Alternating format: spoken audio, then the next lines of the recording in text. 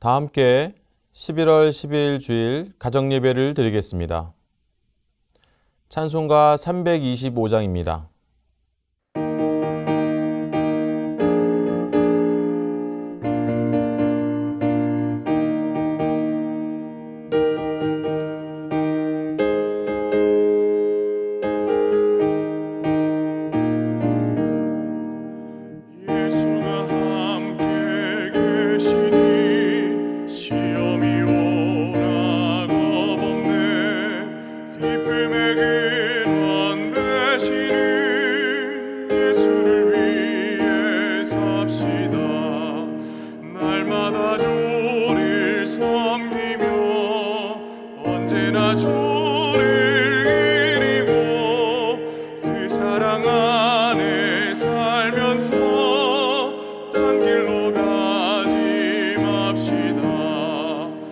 세상 사는 동안에 주 이름 전파하면서 무한한 복락 주시는 예수를 위해 삽시다. 날마다 주를 섬기며 언제나 주를 기리고 그 사랑 안에 살면서 길로 가지 맙시다.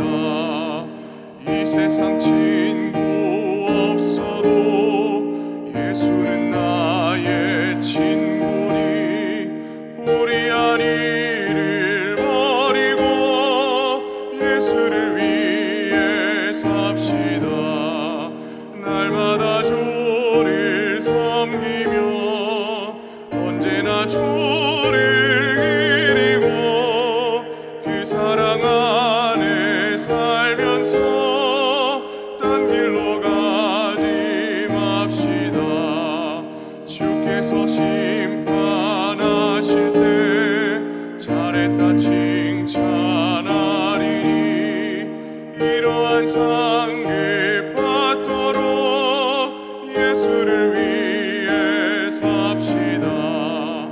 날마다 주를 섬기며 언제나 주를 기리고 그 사랑 안에 살면서 딴 길로 가지 맙시다.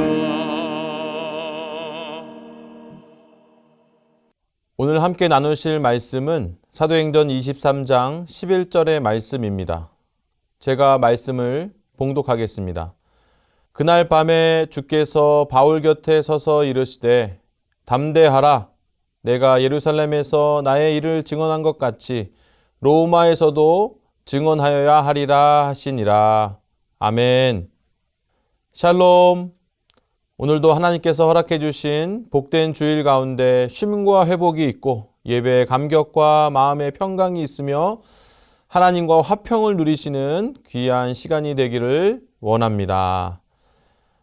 신구약 성경의 원저자는 하나님이십니다. 다만 그 기록자들이 약 한 40명의 서로 다른 기록자들이 있습니다.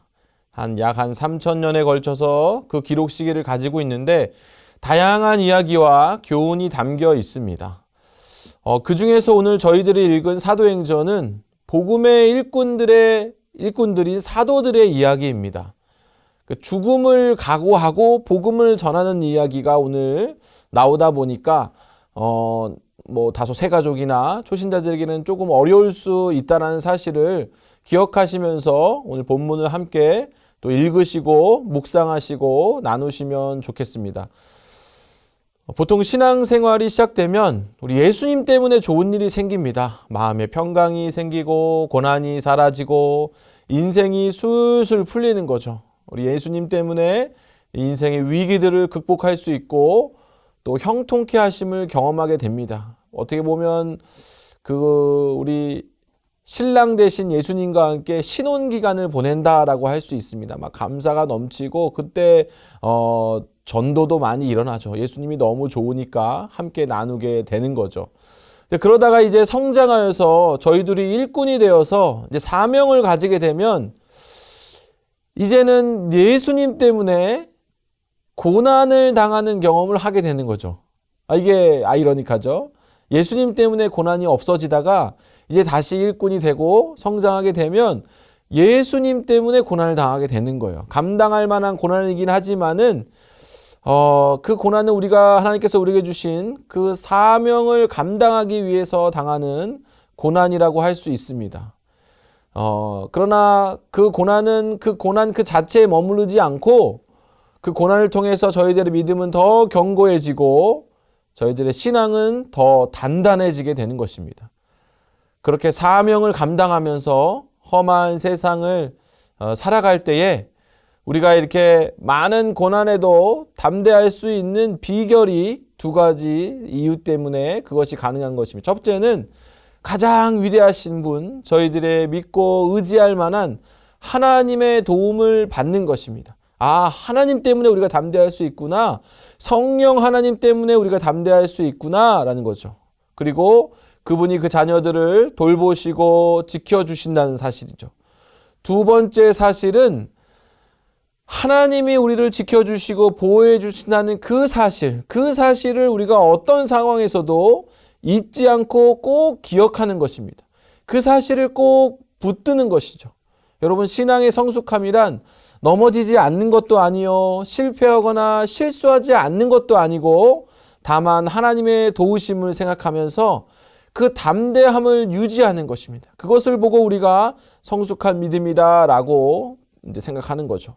그래서 하나님께서 이미 하신 말씀들을 우리가 잘 기억하고 하나님께서 도와주신다는 사실을 잊지 않는 것, 그것이 바로 성숙한 신앙인들의 특징 중에 하나인 거죠. 오늘 본문에도 그 이야기가 등장합니다. 사실 예수님께서는 십자가 사역을 마치시고 부활하신 후에 거의 나타나지 않으셨습니다. 왜냐하면 성령 하나님께서 역사하고 계시기 때문입니다. 성령 하나님을 보내주시기 때문인 거죠. 그러나 예수님께서 특별한 일, 오늘 본문에 나오는 사도 바울 같은 사람에게는 두 번이나 나타나셔서 친히 역사하셨습니다. 그가 회심하지 못하고 제자들을 박해할 때 그에게 친히 나타나셔서 그들 권면하여 이방인 사역을 맡겨주셨고, 그게 이제 첫 번째 나타나신 사역이고, 오늘 본문에 예루살렘 감옥에 갇혀있는 예수님 때문에 고난을 받고 있는 바울에게 오늘 예수님이 나타나신 것이 바로 그 두 번째 나타나신 사역인 거죠. 오늘 본문에 예수님이 친히 말씀하셨습니다. 담대하라. 결코 죽지 않는다. 바울, 너는 로마에 가서도 복음을 전해야 한다. 예수님 친히 말씀해 주신 거죠. 여러분, 신앙이 뭡니까? 신앙은 그렇게 예수님의 말씀을 잘 듣는 것입니다. 그리고 잘 듣고 그 말씀이 꼭 필요한 상황 가운데 잘 기억하시는 거죠. 주의 말씀은 그렇게 저희들의 발 앞에 등불이 되셔서 저희들의 앞길을 밝혀주실 것이고, 또 실제로 그렇게 예수님의 말씀처럼 바울은 그 감옥에서 죽지 않았고 또 담대하게 또 살아서 로마에 가서도 복음을 전하는 승리를 경험할 수 있게 된 것입니다. 이제 말씀을 맺고자 합니다. 오늘날 저희들에게도 많은 사명들이 있습니다. 예수님께서 오늘 바울에게 말씀하셨듯이 친히 저희들에게 말씀해주고 계시는 거죠. 사명자는 결코 죽지 않는다는 사실. 여러분, 담대하시기 바랍니다. 진짜 문제는 일꾼들 앞에 닥친 고난이 아니라 일꾼들이 그 사명을 소홀히 하는 것입니다. 사명을 잃어버리는 것입니다. 일꾼들이 그 사명을 붙들고만 있다면 하나님께서 그 앞길을 인도해 주시고 지켜 보호해 주실 것입니다. 왜냐하면 그 사명이 하나님의 사명이고 하나님의 사역이기 때문입니다. 우리 다음 주일은 특별히 추수감사주일이면서 총동원 전도 초청 주일입니다.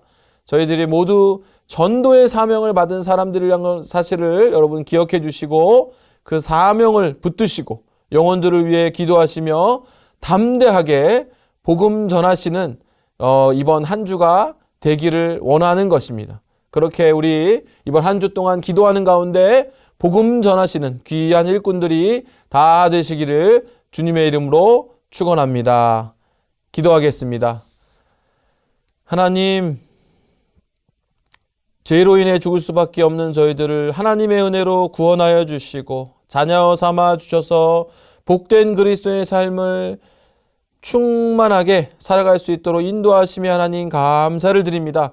저희들을 하나님 일꾼 삼아 주시고 귀한 사명 주신 줄 믿습니다.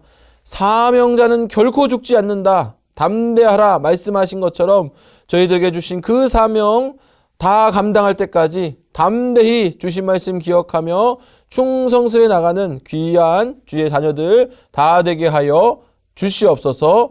예수 그리스도 이름으로 기도합니다. 아멘.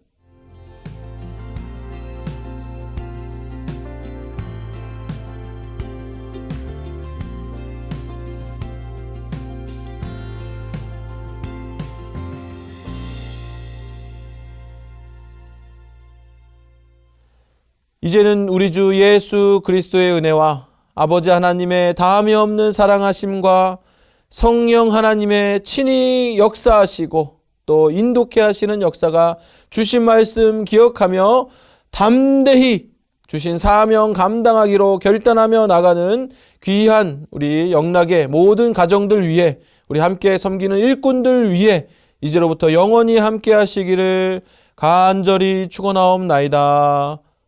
아멘.